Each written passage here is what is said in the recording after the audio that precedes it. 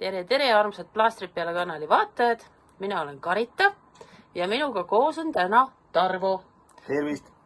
Minu armas abikaasa, kes on olnud sel teekonnal koos minuga ja on saanud abi ühe väga olulise probleemi lahendamisel, millest ta oli nõus siis täna ka teiega rääkima.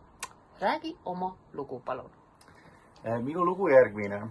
Tulenevalt minu eelnevast töökogemusest või õigemini töökohast, mis nõudis väga palju ringisõitmist mööda Eestimaad, siis tekkis jalgadel ja põlvedel sundasend autoroolis istudes, pikalt istudes, ja mistõttu tekkis mulle selline tugev ja terav põlvevalu.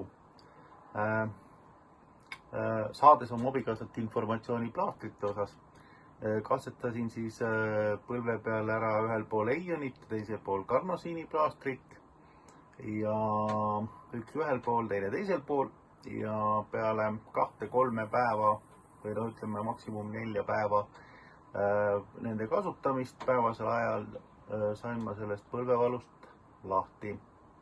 Vot selline on minu kogemus plaastritega ja ikka plaastrid peale. Ikka plaastrid peale. Nii et selline põlvekogemus siis seekord ja järgmine kord juba uued lood. Aitäh vaatamast, ilusat päeva! Nägemist!